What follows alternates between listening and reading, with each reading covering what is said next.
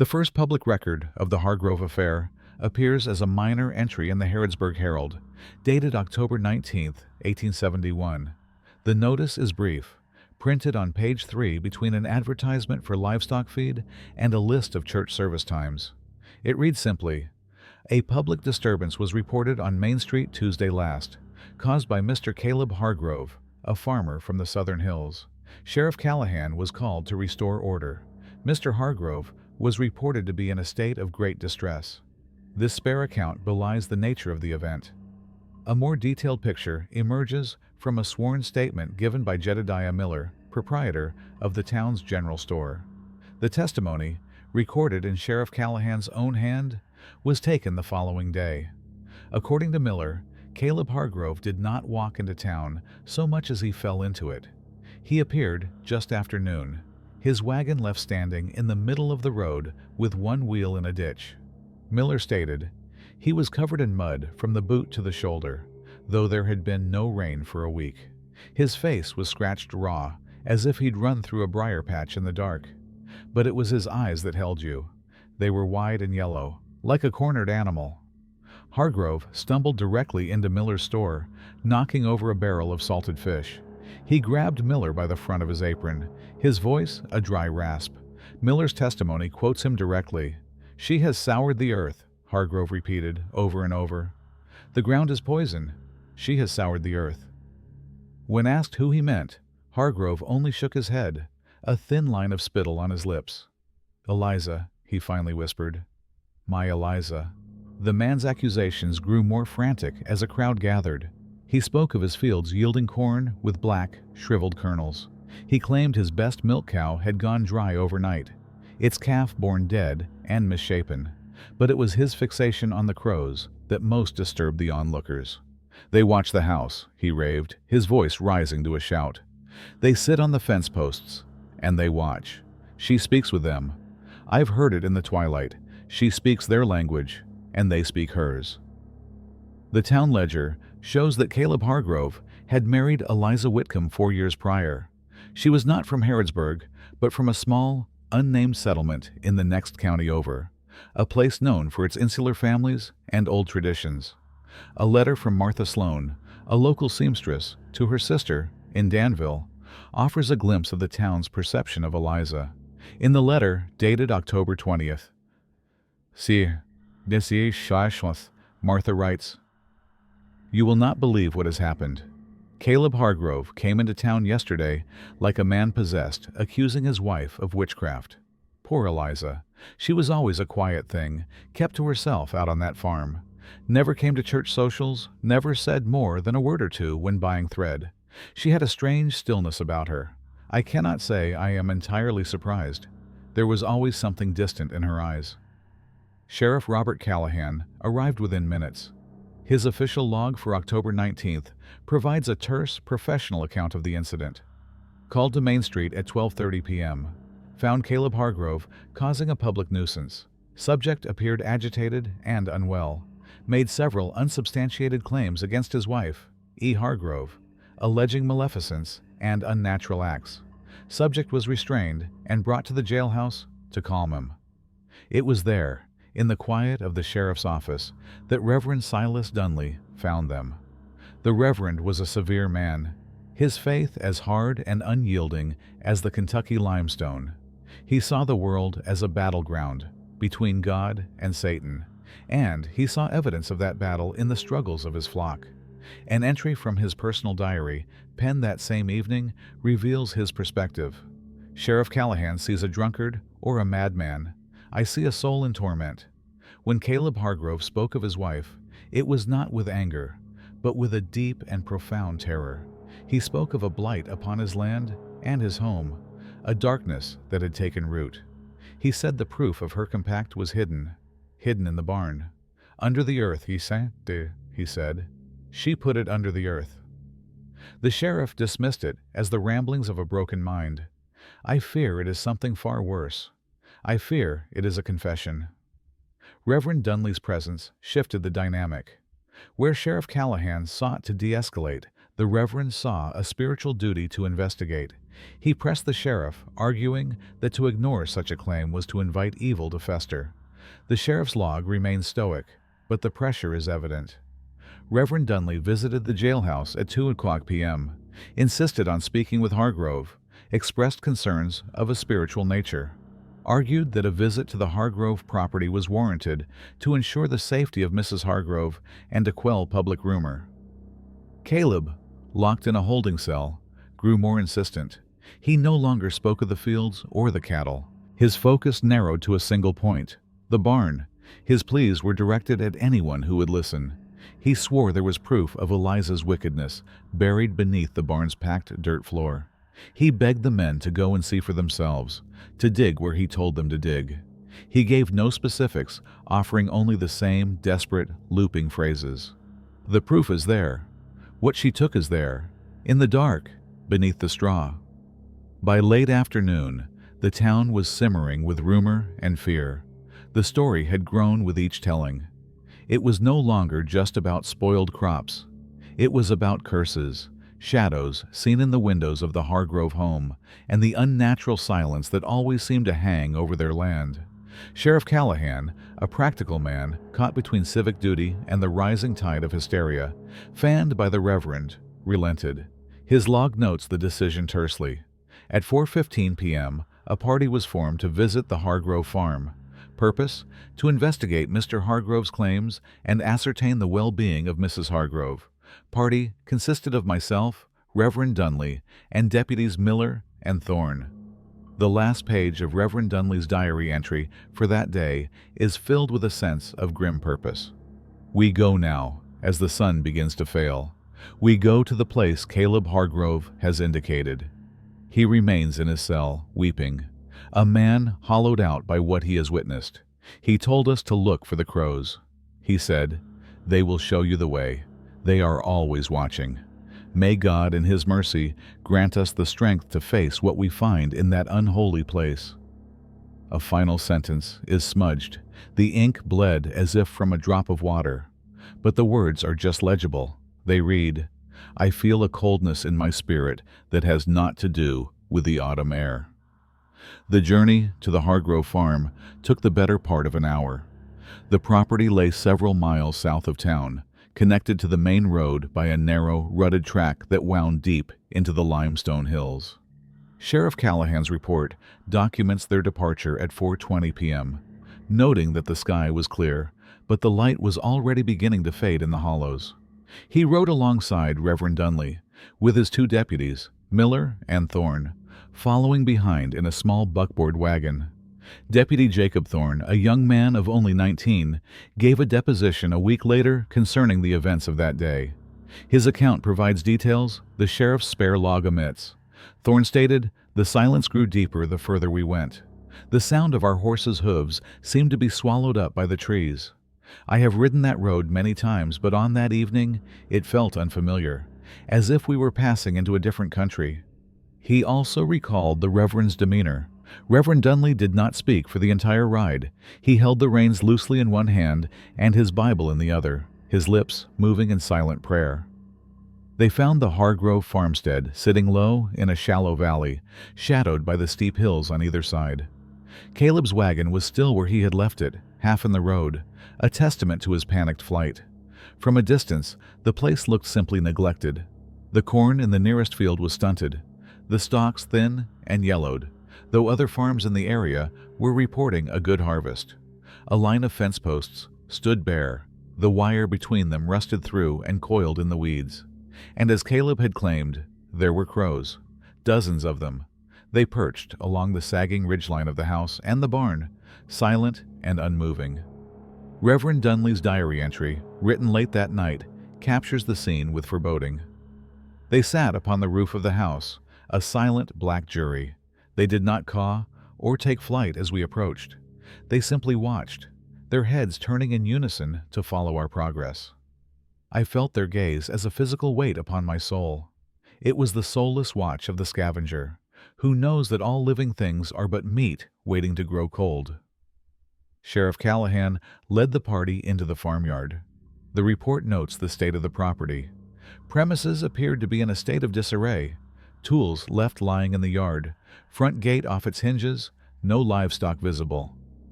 There was no sound from the house, no smoke from the chimney. The only movement was the rustle of dry leaves skittering across the packed dirt of the yard. Callahan dismounted and walked to the front door of the small clapboard house. He knocked 3 times, the sound loud and hollow in the immense quiet. For a long moment, there was no answer. He was raising his hand to knock again when the door opened. Eliza Hargrove stood in the doorway. Deputy Thorne's deposition is the only surviving account of her appearance that day. He wrote, "She was not a crone, nor a fiend, as the stories in town were already beginning to say.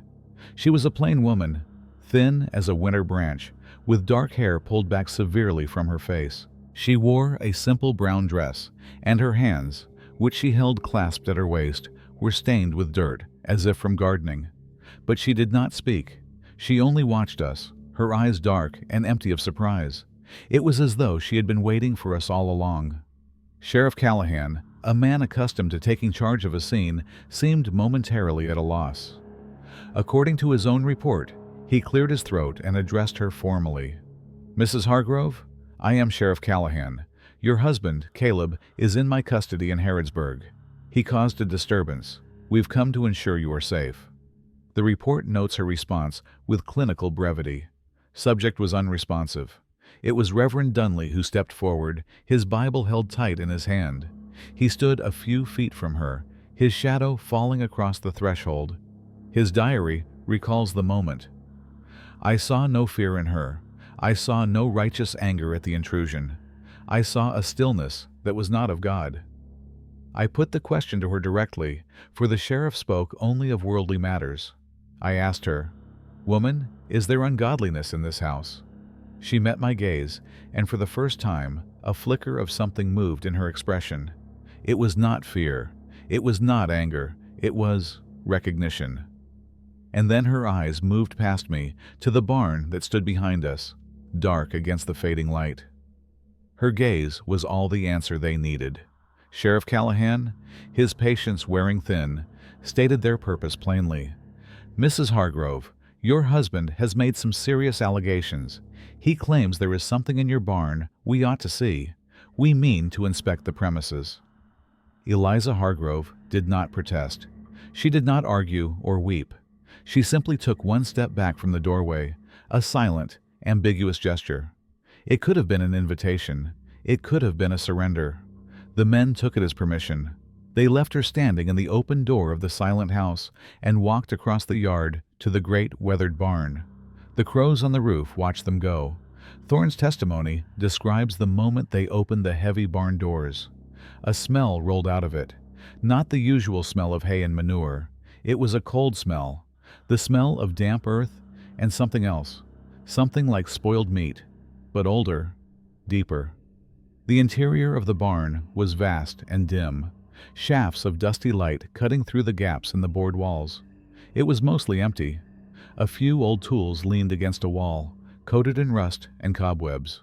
A pile of rotting hay lay in one corner. There was a single milking stool, overturned. The air was heavy and cold, thick with the silence they had felt outside. The men spread out, their boots kicking up dust from the packed dirt floor. They found nothing. No altar, no strange symbols, no evidence of anything Caleb had raved about. Deputy Miller checked the empty stalls. Thorne poked the rotting hay with a pitchfork. The sheriff walked the perimeter, his eyes scanning the shadowed corners. Reverend Dunley stood in the center of the vast space, his head bowed. After several minutes of fruitless searching, Sheriff Callahan seemed ready to dismiss the entire affair as the ravings of a madman.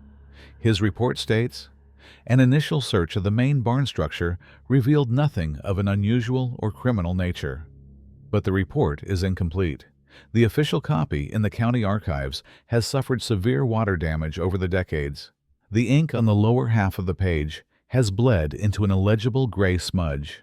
A second, draft copy of the report, however, was found years later among the sheriff's personal effects.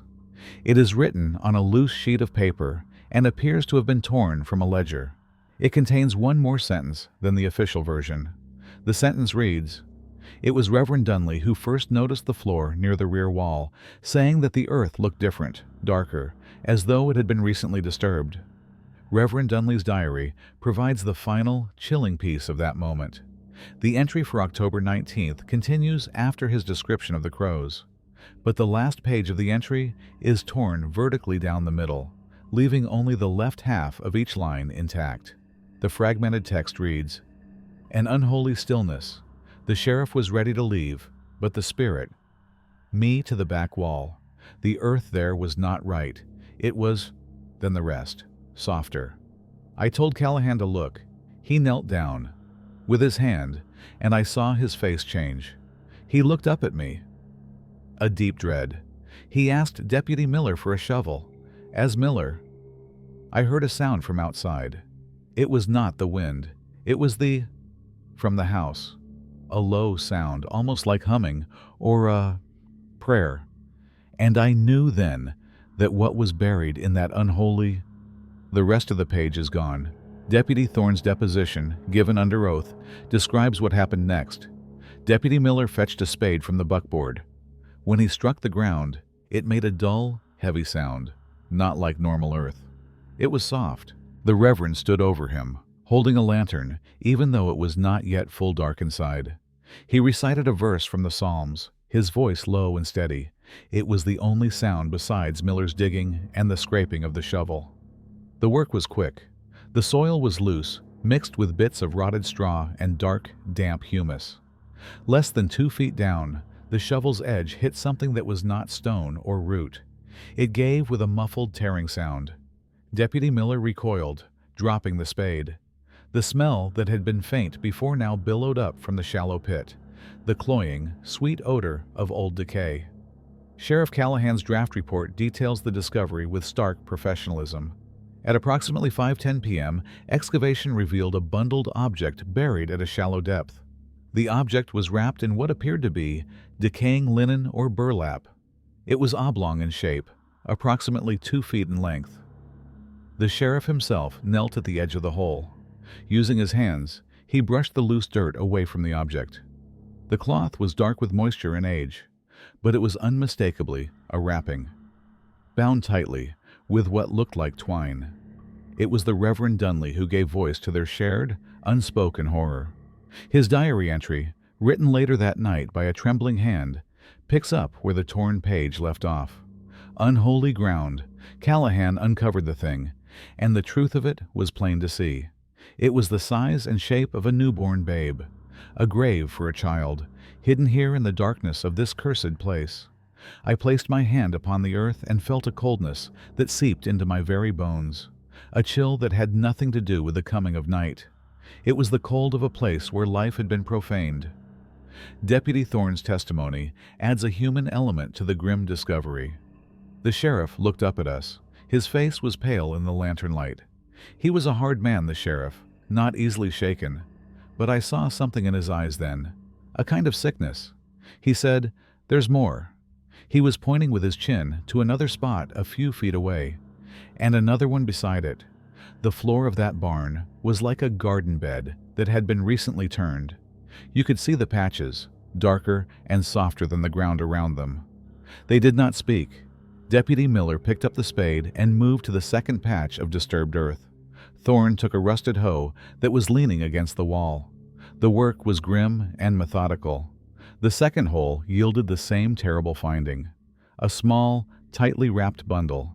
And then the third, 3 shallow graves, arranged in a rough triangle in the back of the barn. The men worked in silence, broken only by the sound of their breathing and the ceaseless, low murmur of the Reverend's prayers. They did not unwrap the bundles. They lifted them from the earth with a terrible care and laid them side by side on a clean horse blanket fetched from the wagon. The sheriff's report continues, his handwriting growing slightly less steady. A total of three such bundles were recovered from the site. All were of a similar size and state of decay. All appeared to contain organic remains, consistent in size and shape with those of human infants. The objects were secured as evidence. While the men were occupied with their horrific task, none of them had been watching the house. It was Thorne who looked up first. His deposition states, "I had to get out of the barn. The smell was in my throat, and I felt I was going to be sick. I walked to the barn door to get some air, and I saw her. Eliza Hargrove. She was still standing in the doorway of her house, a dark shape against the light inside. She hadn't moved an inch, and she was watching us. She must have been watching us the entire time." The sun had sunk below the hills, and a deep twilight was settling over the valley. The air grew cold. As Sheriff Callahan and Deputy Miller carried the last of the blanket-wrapped bundles out of the barn, the silence of the farm was finally broken. The crows, who had been perched like silent gargoyles on the rooftops, suddenly took to the air. They rose as one, a great black cloud of them, circling high above the farmstead. But they were not cawing. The record from both Thorne's deposition and the sheriff's report is clear on this point. The birds were utterly silent. They simply wheeled in the darkening sky, a vortex of black wings against a bruised purple twilight. Sheriff Callahan walked directly to the house, his deputies flanking him. He stopped before Eliza Hargrove. His report should have detailed the arrest, the words he used, her response. It should have been the official beginning of the legal proceedings against her. But the Mercer County archival records for 1871 contain a critical and inexplicable void. The official sheriff's logbook, a heavy leather-bound volume, is intact for the entire year, its pages filled with Callahan's neat, economical script detailing everything from petty theft to stray livestock. But the page for the evening of October 19th is gone. It has not been torn out. The binding is undisturbed. It has been cut from the book with a sharp blade, leaving a narrow, clean-edged stub of paper between the entries for October 18th and October 20th. The official record of what was said in that doorway and how Eliza Hargrove was taken into custody does not exist. The party returned to Harrodsburg well after nightfall. They did not come back as they had left. Deputy Thorne drove the buckboard, the 3 small blanket-wrapped bundles laid carefully in the back. Sheriff Callahan and Reverend Dunley rode on either side, their posture rigid, their faces set like stone in the lantern light. Eliza Hargrove sat beside Thorne on the wagon seat. She was not bound. According to Thorne's deposition, no restraints were necessary. She was perfectly still, her hands folded in her lap, her gaze fixed on some point in the darkness ahead. She had not spoken a single word since they had left the farm. News of their return, and of what they carried, traveled through the town with unnatural speed. A brief notice in the next edition of the Harrodsburg Herald attempted to contain the story. It read, "Following an investigation at a rural property, Mrs. Eliza Hargrove has been taken into custody by Sheriff Callahan. The matter is of a sensitive nature, and the public is urged to refrain from speculation pending a formal inquiry." But speculation was already a raging fire. In a small town like Harrodsburg, memory is long and interwoven. The discovery of 3 infants' graves on the Hargrove property immediately dredged up a quiet, persistent tragedy that had haunted the community for the past few years: the deaths of the Greer children. Martha Sloan, the town seamstress, captured the moment in another letter to her sister, dated October 21st. "They brought her in last night. The whole town is in an uproar. They say they found bones in the barn. As soon as I heard, my blood ran cold. I thought at once of Mary Greer. We all did. The women have been whispering about it all morning over their sewing. Poor Mary, to lose 3 babes in 3 years, each one taken so quickly. It was unnatural then, and it feels like pure evil now." Thomas and Mary Greer were a quiet, respectable couple. They owned a small but productive plot of land just a mile north of the Hargrove farm. The county birth and death ledger tells their story in cold, black ink. William Greer, born April 1868, died May 1868. Cause of death listed as wasting fever. Sarah Greer, born June 1869, died July 1869. Cause of death, summer complaint. A third child, a boy named James, was born in August of 1870. He lived only 6 weeks. The ledger simply states, Failure to thrive. These were common enough tragedies in the 19th century. Infant mortality was a cruel fact of life. Yet 3 in a row, in the same family, had marked the Greers with a particular sorrow. A deposition given by their neighbor, a woman named Sarah Blevins, was taken as part of the initial inquiry into the Hargrove case. Her testimony paints a picture of the original deaths that is far more unsettling than the official records suggest. Mary was a good mother, Blevins stated. She doted on those children. With the first one, William, he was a strong baby, hale and hearty. Then one afternoon, he took sick. A fever came on him so fast. Dr. Finch was called, but there was nothing to be done. He was gone by morning. It was the same with the little girl, Sarah. Perfectly healthy one day, and the next she was just fading, like a flower cut from its stem. She wouldn't take milk, just cried a thin, weak cry until she didn't cry anymore. When asked about the third child, James, Blevins's testimony grew more hesitant. By then, Mary was half mad with grief. She wouldn't let anyone near the babe but herself. She kept the curtains drawn day and night, said the light bothered his eyes. Thomas told me the boy just stopped growing, stopped eating. He said the child felt cold to the touch, even when wrapped in blankets by the fire. When he passed, they buried him next to his brother and sister in the churchyard. Reverend Dunley said it was God's mysterious will, but it felt more like a curse. The deposition includes a final, chilling detail. The sheriff asked Mrs. Blevins if the Greers had many visitors, if anyone had been particularly close to the family during their time of sorrow. Blevins's reply was recorded verbatim. Only one, really, Eliza Whitcomb. Before she married Caleb Hargrove, she used to walk over from her family's place. She would sit with Mary for hours, not saying much. Just sit with her while the babies were sick. She was there, sitting in the corner of the room, the day little Sarah died. Mary said her presence was a comfort, but I always thought it was strange. Eliza never had a tear in her eye. She just watched. The town doctor, Alistair Finch, was a man of science, but his personal medical notes from those years reveal a deep sense of professional frustration. A small, leather-bound notebook of his was entered into the record.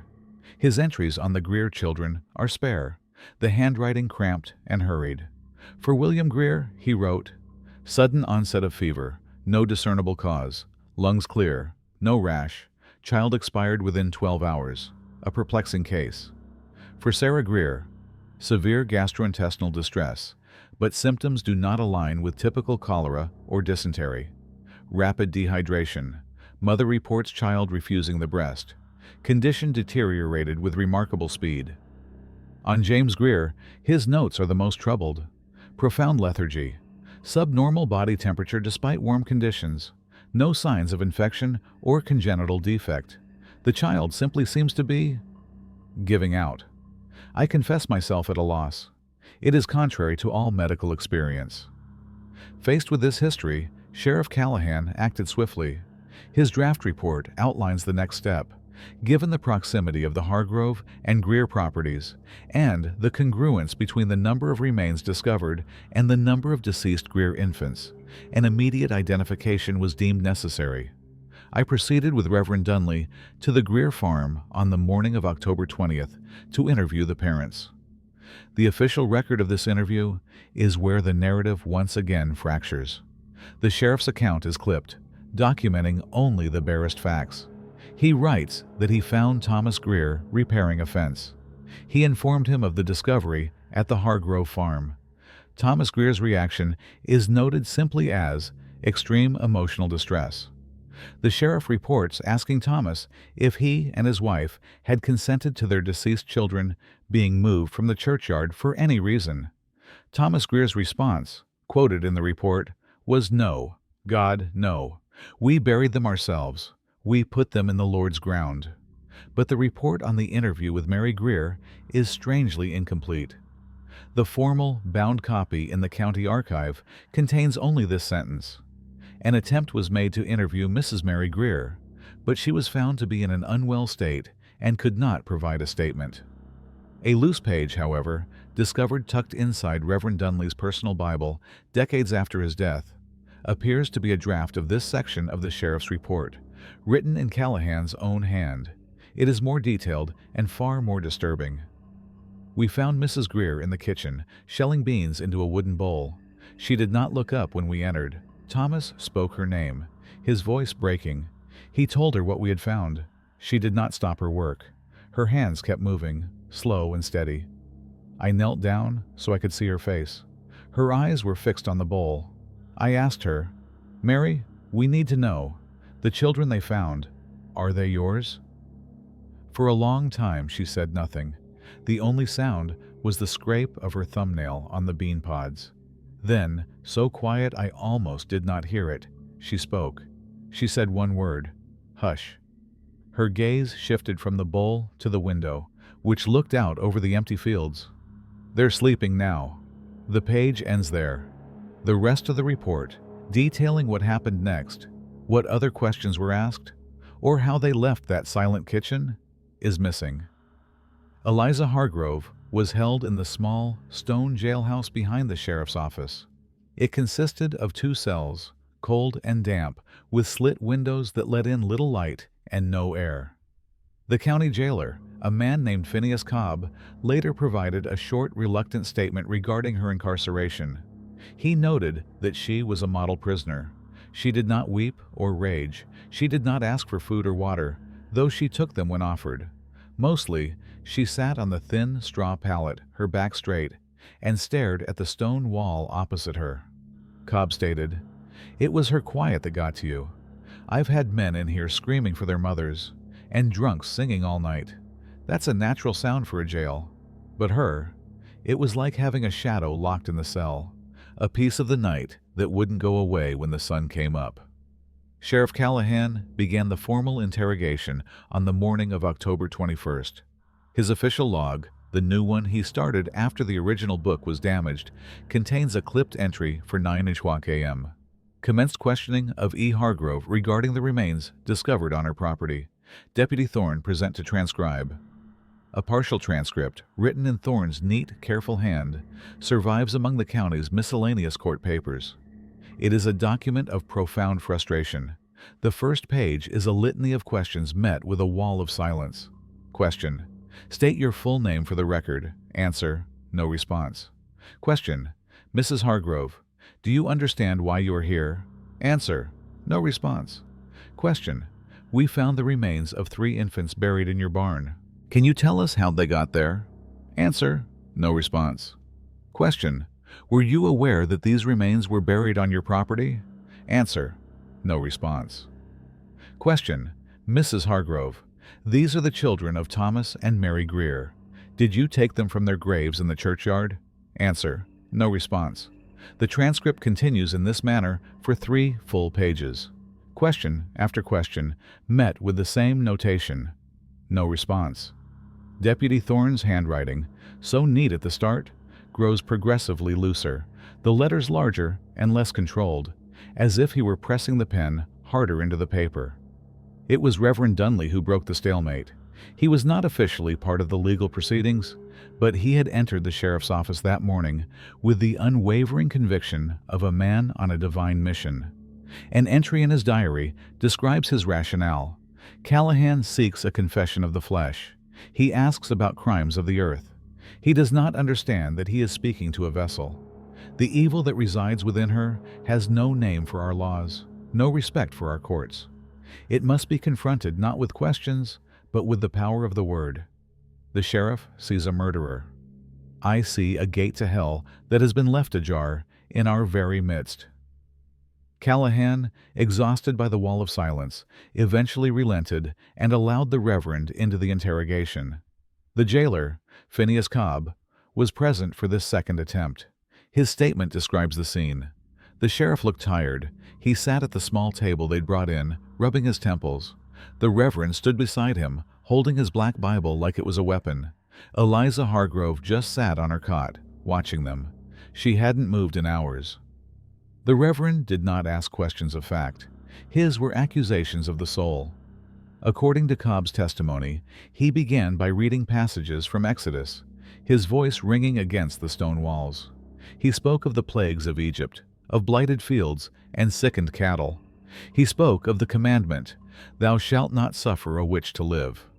Through it all, Eliza watched him, her expression unchanging. Finally, he closed the Bible with a loud snap that made everyone in the room jump. He pointed a trembling finger at her. "In the name of the Father, the Son, and the Holy Ghost, I command you, demon, to speak your name. What master do you serve?" For the first time since she had been taken into custody, Eliza Hargrove moved. She slowly lifted her head, and her gaze shifted from the Reverend to Sheriff Callahan, and then she spoke. Her voice was not a shriek or a guttural growl, as the Reverend might have expected. According to both Thorne's transcript and Cobb's statement, it was a low, clear whisper, raspy from disuse. Thorne's transcript records the exchange that followed. Subject: "Where is Caleb?" Sheriff Callahan: "Your husband is not your concern right now, Mrs. Hargrove. You need to answer our questions." Subject: He saw what the ground wants." Reverend Dunley: "The ground is the Lord's. Do not speak blasphemy." Subject: Looks at the floor: "It's hungry. The soil here, it's always been hungry." Sheriff Callahan: "What does that mean? What are you talking about?" Subject: No response. After this, she fell silent again. Nothing the sheriff or the Reverend said could elicit another word from her. They threatened her with the gallows, with damnation. They pleaded with her for the sake of the Greer family's peace. She simply returned to her state of absolute stillness, her eyes fixed on the damp stone wall. The interrogation was over. Reverend Dunley's diary entry for that night is filled with scriptural fury. She has spoken, and her words are the words of the pit. She speaks not of murder, but of a hunger in the very earth, an ancient evil that dwells in the soil of this place. She is in league with it. She is its priestess. Caleb was right. She has poisoned the land because she is a servant of the poison that lies beneath it. Callahan is a fool. He prepares a case for a human court when this is a matter for God's judgment alone. But it is the final page of Deputy Thorne's official transcript that provides the most unsettling record of the day. It details the last few moments of the failed interrogation. It notes the Reverend's final, desperate prayers and the sheriff's order to end the questioning. Then, there is a final notation at the bottom of the page. It reads, "As we were leaving the cell, the subject, E. Hargrove, was observed, smiling. There was no sound. She was simply looking at the wall, and she was smiling." Below this sentence, the document ends. But it does not end cleanly. The entire lower quarter of the page is gone. It has not been torn or cut. It has been destroyed by fire. The paper is blackened, brittle, and flaked away. The edges charred in a dark, spreading stain that has obliterated whatever was written last. That evening, as a cold rain began to fall over Harrodsburg, something shifted. The simmering fear that had gripped the town coalesced into a harder, more purposeful anger.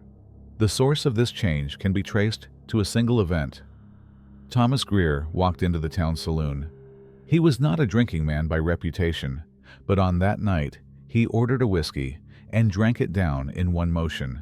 Then he began to speak. There is no official record of what he said, only the second-hand accounts of the men who were there. One of them, a blacksmith named Elias Vance, provided a deposition the following week. Vance stated, "Thomas came in looking like a ghost. He stood at the bar and told us about the sheriff coming to his farm. He told us what they found out at the Hargrove place. Then he told us about his Mary, how she'd gone vacant in the head, just sitting and staring at the wall. He said that Hargrove woman had stolen his children not once, but twice, first from their cradles and then from their graves." Vance's deposition notes that Thomas Greer began to weep. It wasn't loud, it was a terrible, quiet kind of crying. He said he couldn't understand the why of it. He said Eliza had been there, in his house, when his babies were dying. She'd brought Mary broths and sat with her. He said he remembered her holding his little Sarah once, just before the end. She was rocking her, humming a tune with no words. He said at the time he thought it was an act of kindness. Now, he said, he knew it was something else. He said, "She wasn't comforting my child. She was claiming her. The story spread from the saloon through the rain-slicked streets. The details grew darker and more monstrous with each telling. Eliza had not just been present at the deaths, she had caused them. She had whispered curses into their ears, fed them poisoned herbs, stolen their breath with a touch. By the time the story reached the women gathered in Martha Sloane's sewing circle, the narrative was set. Eliza Hargrove was a witch who had preyed upon the weakest members of their community, stealing the lives of innocents for some unspeakable purpose. Around 8 o'clock, a crowd began to gather in the town square, their faces pale and grim in the flickering light of a few dozen lanterns. They were not a mob in the traditional sense. They were quiet, their anger a low, steady hum beneath the sound of the rain. Reverend Dunley appeared among them, his Bible held aloft. He did not call for violence. His words, as recalled in a letter from a town merchant, were far more potent. He spoke of the town's sacred duty to protect itself from evil. He said that the laws of man were slow and uncertain, but the judgment of God was swift and absolute. He declared that a cancer had been found in their midst, and it must be cut out before it could spread. Sheriff Callahan, alerted by a panicked Deputy Thorne, met the procession as it turned down the muddy lane toward the jailhouse. His report describes a tense standoff. Approximately 30 townsfolk, led by Reverend Dunley and Thomas Greer, assembled with the clear intent of seizing the prisoner, E. Hargrove. I ordered them to disperse. They refused. Their mood was somber, but resolute. T. Greer stated they meant no harm to me or my deputies, but they would not see justice delayed or denied. It was at this moment, with the sheriff and his 2 deputies facing down a determined crowd, that the focus of the night's events abruptly and inexplicably shifted. Caleb Hargrove, the man who had started it all, reappeared. He was not seen approaching. He simply materialized at the edge of the lantern light, standing near the back of the jailhouse. He was drenched, his clothes torn, and his face was a mask of mud and terror. Elias Vance was the first to see him. He just was there, Vance's deposition reads. One moment the space was empty, the next he was standing in it. He wasn't looking at us. He was looking at the jail, at the little slit window of her cell, and he was screaming. It was not a plea or a warning. It was a single, agonized word, repeated over and over. No, he yelled, his voice raw and broken. Not him! Not him! The crowd turned, momentarily forgetting Eliza. Sheriff Callahan took the opportunity. He shoved his way through the stunned men, moving toward Caleb. Hargrove, what is the meaning of this? Where have you been? Caleb didn't seem to hear him. He stumbled forward, his wild eyes still fixed on the jail. He pointed a trembling, mud-caked finger at the building. She's calling him. I heard it. In the woods. She's calling him back. He grabbed the front of the sheriff's coat, his grip surprisingly strong. You have to let her go. It's the only way. She has to finish it. The last part of this scene is the most confused and contradictory in the entire record. Multiple witnesses gave statements, and no two are alike. Elias Vance claimed that just as Callahan grabbed Caleb, a sudden gust of wind blew out half the lanterns, plunging the scene into chaos. Deputy Thorne testified that he heard a sound from inside the jail, a low humming noise that seemed to make the stones vibrate. Reverend Dunley, in his diary, wrote that at that moment, the rain stopped falling, and an unnatural silence descended, so profound that he could hear the blood pounding in his ears. The one point on which all accounts agree is what happened next. In the confusion, Caleb Hargrove broke free from the sheriff's grasp and vanished into the darkness behind the jail.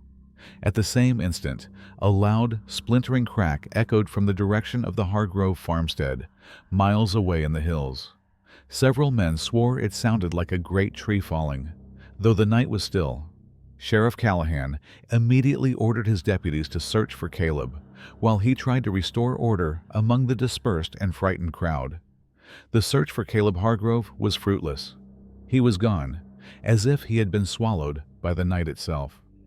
When the sheriff finally returned to his office an hour later, soaked and covered in mud, He found Phineas Cobb, the jailer, sitting at his desk, his face the color of ash.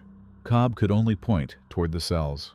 The door to Eliza Hargrove's cell was locked. The key was on its hook on the wall, but the cell was empty. The sheriff's final report on the matter is a study in controlled, bureaucratic despair. At approximately 9:30 p.m., the prisoner, E. Hargrove, was discovered to be missing from her cell. No signs of forced entry. The lock was secure. Phineas Cobb, the on-duty jailer, swears he did not leave his post and saw no one enter or exit. An immediate search of the town and surrounding area was conducted. Neither E. Hargrove nor C. Hargrove were located. The document contains one last, cryptic detail. Found on the floor of the otherwise empty jail cell was a small, crudely made object. It was a child's doll, woven from straw and bound with black thread. Tucked into its bindings was a single, perfect crow's feather. The sheriff's report has a final page attached, an addendum dated the following morning, October 22nd. The handwriting is shaky. It reports on a discovery made at the Hargrove farm at dawn. The great doors of the barn, which had been closed and barred the night before, were torn from their hinges and lay splintered on the ground. Inside, the floor was covered in a fresh layer of dark, damp earth. And standing in the doorway, placed neatly side by side, was a single pair of mud-caked, blood-stained men's boots. The page is damaged here, a large, dark brown stain obscuring the last few sentences. It looks, to all the world, like dried blood. The disappearance of Eliza and Caleb Hargrove left a wound in the town of Harrodsburg. It was a wound that did not heal, but festered. In the absence of bodies or resolutions, fear and suspicion took root. The official investigation sputtered to a close within a week. Sheriff Callahan's final report is dated October 30, 1871. It is a document of exhaustion and defeat. Extensive searches of the county have failed to locate either C. Hargrove or E. Hargrove. No further evidence has been uncovered. The case is hereby declared inactive pending new information. The Hargrove property is to be considered abandoned. This bureaucratic closure did nothing to quiet the town. The story became a local legend, a cautionary tale whispered by parents to frighten unruly children. The Hargrove farm was left to rot, the fields slowly reclaimed by weeds and briars. No one dared to purchase the land or dismantle the buildings. It was considered cursed, a place saturated with an evil that time could not wash away. The 3 small bundles recovered from the barn were given a Christian burial. A brief entry in the church registry notes the event. October 24, 1871. Interred the remains of 3 unknown infants in the churchyard. Reverend Dunley presided. May God have mercy on their souls. They were buried in a single, unmarked grave in a far corner of the cemetery, as far as possible from the graves of the Greer children. The Greer family itself was broken. Thomas Greer sold his farm for a pittance in the spring of 1872 and moved west with his wife, seeking a place where their name was not synonymous with tragedy. A final letter from Martha Sloan to her sister mentions their departure. The Greers are gone. Mary has not spoken a word, they say, since that terrible night. Thomas looks like a man twice his age. I cannot blame them for leaving. This town is haunted by their sorrow. Reverend Dunley's faith, once a rigid and unshakable fortress, seems to have been profoundly damaged by the affair. His diary entries for the months following the Hargrove case are sporadic and filled with a creeping, existential dread. He writes less of God's power and more of the insidious, patient nature of evil. In an entry from December 1871, he writes, "I had thought the evil was in the woman, a vessel to be contained or destroyed. I was wrong. The evil is not in the vessel. It is in the ground. It is in the soil and the water. The woman was merely its gardener, and she has gone back to her garden." His sermons, once fiery condemnations of sin, became somber meditations on the weakness of man and the vast, unknowable darkness that surrounds the small, flickering candle of faith. He died in 1875, a man hollowed out by what he believed he had witnessed. Sheriff Robert Callahan served his term and did not run for re-election. He became a quiet, solitary man, rarely speaking of the Hargrove case. Years later, a young deputy, sorting through old county records, found a small, personal journal belonging to the former sheriff. Most of it contained mundane entries about weather and crop prices. But one undated entry, tucked between a note on a stray horse and a list of supplies, clearly refers to that night. They ask what I think happened. Dunley saw the devil. The townsfolk saw a witch. I saw a woman, a man, and a crime. But the facts do not add up. A locked cell, a man who vanishes into thin air, a pair of boots left behind like a calling card. These are not the facts of a normal crime. I am a man of the law. The law is a set of rules, a fence built to keep the wilderness out. That night, I felt the fence give way. I looked out into the darkness, and I saw that the wilderness is far bigger and far older than we imagine, and it is hungry. The town ledger of Harrodsburg for the year 1871 contains the names of all its residents. The name, Eliza Hargrove, née Whitcomb, is listed. It is written in the clerk's neat, cursive hand. But at some point, someone has taken a pen and drawn a single, thick, black line through her name. It is not an elegant cross-out, but a heavy, angry scar of ink, as if the writer were trying to physically obliterate her from the record, to deny she had ever existed at all.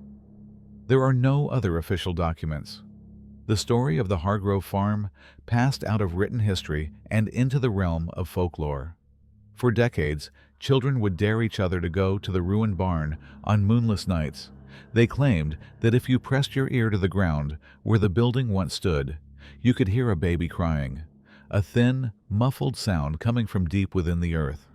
By the turn of the century, the barn had collapsed entirely, its timbers sinking into a riot of kudzu and poison ivy. The house stood a little longer, a skeletal ruin, until a fire in the dry summer of 1902 reduced it to a blackened chimney and a stone foundation. After that, even the local children stayed away. The land was left to the crows and the silence. But the record is not entirely closed.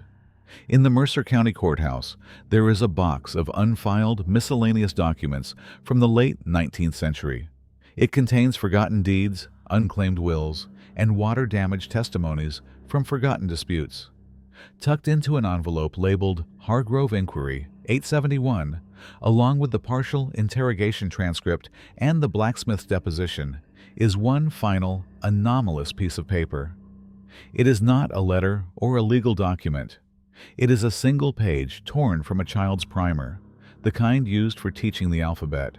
On one side is a simple drawing of an apple, with the letter A printed below it. But it is the other side that is of interest. On the back, written in a shaky, almost unreadable pencil scrawl, is a short, unsigned note. The grammar is poor and the spelling is phonetic.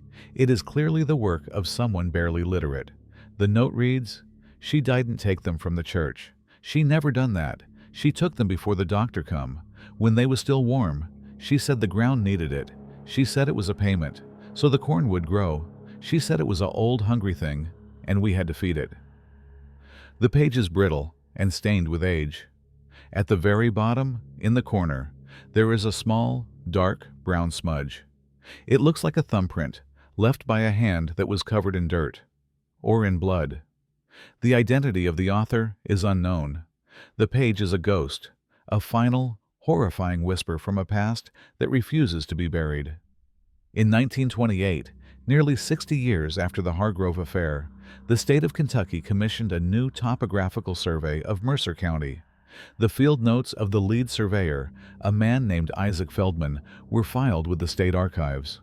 Feldman was a man of maps and measurements, and his notes are overwhelmingly professional, filled with elevations, property markers, and soil density readings. He mentions the old Hargrove property only once, noting that the locals still refused to set foot on it, referring to it as the feeding ground. He dismissed the stories as typical rural folklore. His final entry for that parcel of land, however, deviates from his standard, objective tone. To establish a baseline for his survey, Feldman attempted to drive a 3-foot iron rod into the earth at the center of the old farmstead, on the flattened, overgrown patch of land where the barn was said to have stood. He wrote that the rod met a strange resistance a foot below the surface.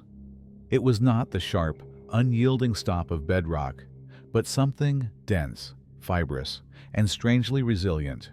He tried 3 more times in different spots within the old foundation, and each time he met the same impassable, leathery obstruction. In the margin of his notebook, beside a series of failed depth measurements, Isaac Feldman made his last observation. He wrote, "The ground here is not soil. It feels like hide.